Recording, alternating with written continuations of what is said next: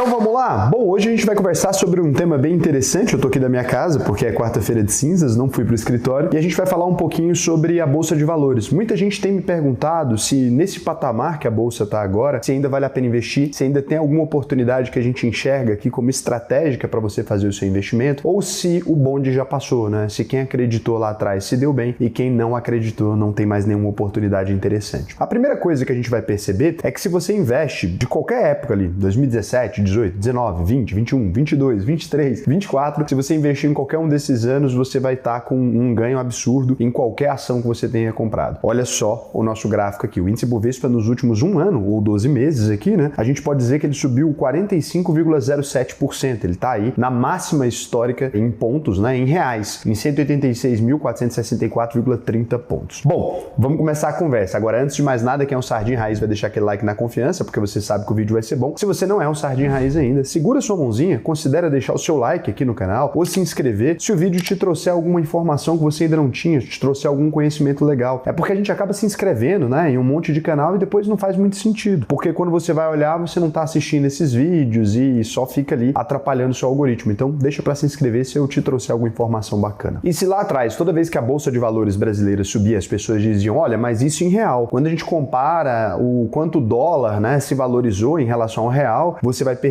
que a economia brasileira está em frangalhos e que as coisas não aconteceram. Isso foi verdade durante muitos anos, tá? Inclusive, várias empresas saíram do Brasil nesse período, deixaram de produzir aqui porque a desvalorização da moeda muitas vezes não compensava o lucro que eles estavam tendo. Para você compreender, né? Imagina que você fez um investimento em uma fábrica, você investiu 100 mil dólares que na época eram 200 mil reais. E aí agora você investiu nisso para ter um lucro de 10 mil dólares, por exemplo, por ano, naquele período. De repente, a moeda se desvaloriza tanto que os seus 100 mil dólares eles se transformaram em 500 mil reais. Nesse sentido, você pensa, nossa, que maravilha, agora eu tenho uma fábrica de 500 mil reais. Sim, só que aqueles 10 mil dólares lá atrás, eles agora viram uma fração disso, né? Você vai ter que dividir isso por menos da metade ali, você vai ter que dividir por uma fração. Então, os 10 mil dólares vão ter o poder de compra de 2 mil e alguma coisa em dólar, né? Não se transforma mais numa ferramenta útil para você extrair valor. Então, empresas multinacionais que tinham feito investimentos expressivos no Brasil, não de 100 mil dólares, né? De bilhões, elas perceberam que elas não conseguiam ter lucro. Quando elas analisavam o custo da operação, na hora que ia voltar para dólar, a operação era sempre deficitária. Isso explica porque tanto o capital estrangeiro saiu do Brasil nesses anos, né, em que a gente teve a economia completamente estagnada. Se você observar a economia brasileira desde os anos 90 ali, né, dos 99 até agora, você vai perceber que a nossa economia não evoluiu, né? A gente teve um ápice ali em 2008 e depois disso a gente não conseguiu sair do lugar. Mas quando você olha a evolução da Bolsa de Valores em dólar mesmo, no momento atual, você vai perceber aí que a nossa Bolsa de Valores subiu 44,52% em dólar. Raul, mas isso é impactante, né? Isso é expressivo? Sim, é extremamente expressivo. Para você ter uma ideia, as 500 maiores empresas dos Estados Unidos, elas cresceram aí 12,60% no mesmo período, né? Então a Bolsa brasileira superou em quase 4 vezes a Bolsa de Valores americana. Isso explica por que esse fluxo de capital estrangeiro, né? Esse investimento, por que investidores americanos, investidores europeus estão colocando tanto dinheiro no Brasil. Algumas coisas ajudam a explicar isso, né? Tem gente que vai querer resumir isso aqui pelo lado político e dizer, olha, como o Lula é incrível e etc. Mas não, na prática, os conflitos internacionais, né, fizeram bolsas de países emergentes, principalmente aqueles que vendem produtos sem amplo valor agregado. Quando a gente fala isso, a gente está falando de commodities, minério de ferro,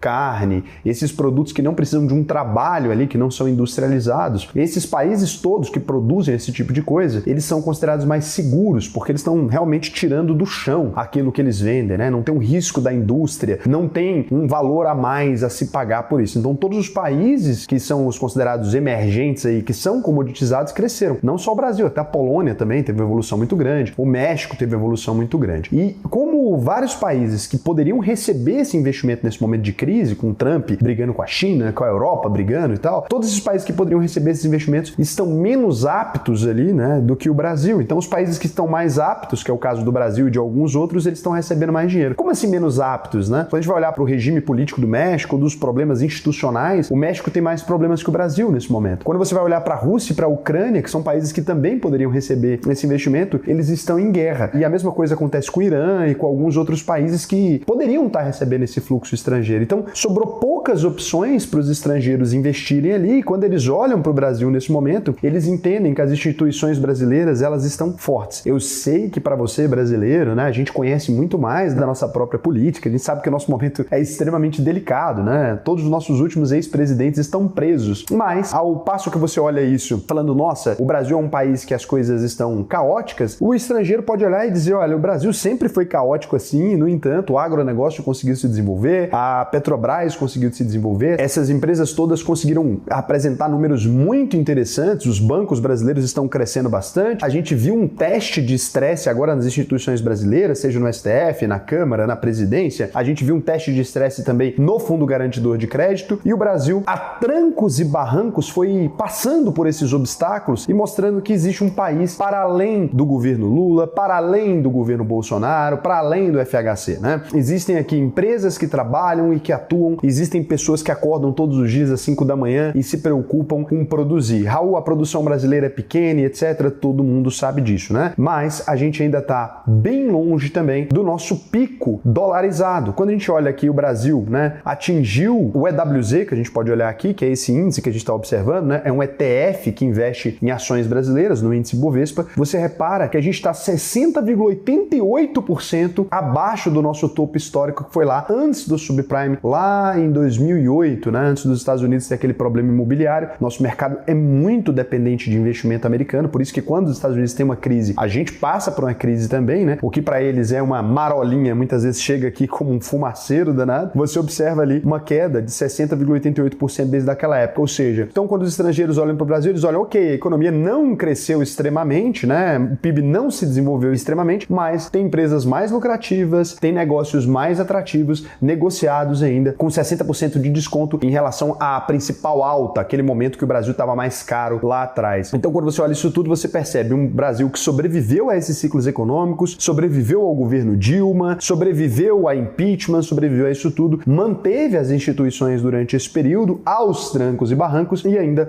conseguiu ter algumas empresas que surgiram e que cresceram no meio desse período. Quando você olha, por exemplo, as nossas empresas, então, a gente percebe uma relação aqui muito interessante. Você pode perceber empresas que estão sendo praticamente entregues de graça no Brasil em comparação com os Estados Unidos. Eu gosto de fazer uma comparação que eu sempre faço nas aulas da UVP, né? Já fiz há mais de ano lá, mas eu gosto muito dela porque agora ela tá ainda mais maluca. Quando a gente observa, por exemplo, uma empresa como a Tesla, que é a empresa do Elon Musk, ela estaria avaliada, por exemplo, em 1,3 trilhão de dólares. A gente poderia dizer algo em torno de 7 trilhões de reais. Beleza? Vamos dar uma olhada nos números da Tesla. Claro que ela tem promessas muito audaciosas, né? O Elon Musk é um cara que ele promete bastante, ele entrega muito, mas promete muito mais ainda do que entrega, né? Poderíamos dizer que é um falastrão aí, não no mau sentido da palavra, porque ele conseguiu. Mas olha só, uma empresa que não tem lucros consistentes, né? Já representou prejuízo em anos próximos ali. A Tesla tinha prejuízo até o ano de 2019, depois ela começa a lucrar, um lucro de 7 bilhões de dólares aqui, você pode observar no ano de 2024, né? Um lucro que nem sempre cresce, uma empresa que tem um bom nível de endividamento e que está sempre prometendo crescer e crescer e crescer. Então aqui você consegue olhar a dívida líquida, né? E consegue olhar os múltiplos. Ela está sendo negociada a 310 vezes o preço por lucro, isso em anos. Então a gente está dizendo que as pessoas estão dispostas a pagar 310 vezes o lucro da Tesla por ela. É um volume bem assustador. Agora vamos observar uma gigante nacional que talvez vocês entendam isso. Então, a Petrobras, né, é uma empresa de petróleo que mantém o petróleo de todo um país, ok, né? A Tesla está na vanguarda dos carros elétricos, mas ela já é mais bem avaliada do que todas as montadoras do planeta somadas. Então, se você pegar BYD, Volkswagen, Fiat, Stellantis, o grupo inteiro, coloca aqui quais as marcas e etc, e somar, a Tesla ainda está avaliada a um valor maior, que pressupõe que se todos os carros fossem substituídos por Tesla, ela ainda estaria precificada acima do valor de mercado. Mas você pode dizer, não, é porque a Tesla promete talvez uma revolução completa na indústria, né? Pode ser que nem carros mais ela esteja prometendo. Ela está prometendo robôs, ela está prometendo outras coisas. Sim, verdade. Mas o produto principal dela hoje, que ela tem hoje, são os carros, né? E ela já está avaliada mais do que todas as montadoras. Não estou aqui criticando o valuation de Tesla, cada um tem que investir de acordo com aquilo que quer. Mas se você vier aqui olhar para a Petrobras, né, com lucros bem mais consistentes aqui, você poderia dizer, né? A Petrobras, o último prejuízo dela foi em 2016, de restante ela tem lucro muito expressivo, de 189 bilhões, ela teve lucro em 2022, 125 bilhões de reais em 2023 e de 37 bilhões de reais em 2024, o que é maior do que o lucro da Tesla. A Petrobras, no entanto, né, com uma dívida bem mais baixa, ela é negociada com um PL de apenas 11,36, ou seja, estou pagando 11,36 vezes o lucro de Petrobras. E Petrobras hoje é uma empresa avaliada, né, valor de mercado dela, quando a gente vai analisar, é de 496 bilhões em reais, né? Então, se você pegasse aí a avaliação de Tesla, né, de 1,3 tri multiplicado por 5,1, a gente teria aqui esses 6 trilhões de reais, né, dividido aí por esses 0,5, que é o valuation real da Petrobras hoje, você poderia dizer que Tesla está 13 vezes o valor de mercado de Petrobras com um lucro menor, né? É lógico, é uma promessa de que a empresa vai crescer e de que ela vai se desenvolver cada vez mais. Quando a gente olha, então, o PL da Bolsa Brasileira, de modo geral, se a gente fosse comparar agora do Ibovespa, né? Se eu clicar aqui no índice Ibovespa, ele é uma cesta de empresas, então essas empresas aqui, Axia, né, Santos Brasil, São Martinho, Companhia Paranaense de Energia, de Saneamento, Banco do Brasil, BTG Pactual, Caixa Econômica, todas essas empresas aqui, você pode olhar aí, né, que compõem o índice, eu vou passar rapidinho por elas. Se você pegar todas essas empresas e pegar o PL médio delas, ou seja, quantas vezes o lucro elas estão sendo negociadas, a gente poderia dizer que nos últimos 10 anos, o melhor, né, número que ela chegou ali em 2018 seria 18 vezes, em 2021 seria 17 vezes, né, alguma coisa nesse sentido, né, 18, 19, e quando você olha no momento atual, a Bolsa Brasileira, depois dessa alta toda, ela ainda está negociada a aproximadamente 12 vezes o lucro, comparando com Tesla ou comparando com qualquer outra empresa americana. Se você pegar aqui Meta, você vai ver 27 vezes. Se você pegar a Amazon, você vai perceber também sempre que estão pagando por essas empresas muito mais do que estão pagando pelas empresas brasileiras. Então, aqui você pode ver 27 vezes também, né? Todas essas empresas com pessoas pagando até 27 anos de lucro delas a valor presente. Se elas mantiverem esse lucro, então, você demoraria 27 anos somente com o lucro dessa empresa para recuperar o seu investimento. Quando a gente olha para o Brasil, então, você tem empresas aí, Banco do Brasil, etc., negociadas muitas vezes a 7 vezes, 8 vezes, né? 11 vezes Banco do Brasil. Você poderia pegar Vale, por exemplo, negociada a 12 vezes também. Na média, as empresas brasileiras, né, são negociadas a um PL bem mais moderado, bem mais conservador do que as empresas americanas. Quando você olha para as empresas brasileiras, então, você tem uma percepção de que essas empresas ainda estão muito baratas comparado com a expectativa das empresas americanas. Agora, qual que é um ponto em relação a isso aqui, né? Raul, significa que esse valuation vai destravar e vai ficar do mesmo tamanho que o valuation das empresas americanas? É claro que não, né? O Brasil, ele é um país mais inseguro. É como se você tivesse boas empresas dentro de um barco que, por vezes, ele parece estar afundando. Porque quando a gente mexe na legislação, quando a gente gasta mais do que devia, não que os Estados Unidos não gastem, quando você vai analisar nosso grau de investimento, o Brasil é um país extremamente exótico. Então, os gringos, observando os Estados Unidos que pode estar em bolha, né? Você percebe assim, olha, será que eu prefiro investir numa empresa que investe em tecnologia, data center e IA, ou eu prefiro colocar o meu dinheiro em empresas que, literalmente, como a Vale, extraem do chão minério de ferro e vendem minério de ferro para as indústrias? Ou eu vou pegar uma empresa que tira petróleo e transforma isso em combustível? Parece que nossa economia é muito mais palpável do que essas promessas que as empresas americanas têm feito. E a gente, quando olha para o mercado americano, você tem esse gráfico aqui, todo o valor de mercado das empresas americanas estavam concentradas em apenas 7 empresas. Então, quando os americanos olham para isso, né, a BlackRock, Warren Buffett, todo mundo, eles começam a pensar se não vale a pena fazer uma diversificação fora dos Estados Unidos. Quando os países começam, então, para além disso, a vender também a sua posição em dólar, né? Os Estados Unidos hoje, todos os países têm dólar, então todo mundo paga a dívida americana. Parece que está todo mundo fugindo da ideia de manter os investimentos nos Estados Unidos. Olhando para isso tudo, a gente percebe que a Bolsa Brasileira, ao contrário do que muita gente dizia lá no final de 2024, quando o dólar bateu 6, ela ainda está barata, né? Eu tenho vídeos aqui de todos os anos falando sobre boas empresas e você pode conferir todos esses vídeos, né? A gente se manteve falando que o Brasil estava bom para investir desde 2019, muita gente me criticou, né? Eu sempre falei, vale a pena diversificar nos Estados Unidos? Acho que vale, acho que agora melhor ainda, né? Com o dólar um pouco mais barato, vale a pena, dólar caro é aquele que a gente não compra, mas o Brasil, de fato, ele parece ter um horizonte de crescimento muito grande, ainda mais quando países como China, Rússia, Estados Unidos, eles precisam brigar por domínio e também por comprar commodity barata, que é o produto que a gente vende. Então, todo mundo, né, vai querer olhar aqui para a menina mais bonita do baile, que acaba sendo o Brasil, que alimenta 1 bilhão de pessoas, com uma economia extremamente sólida do ponto de vista especulativo, não tem grau de especulação aqui, a bolsa está barata, não cresceu, a economia,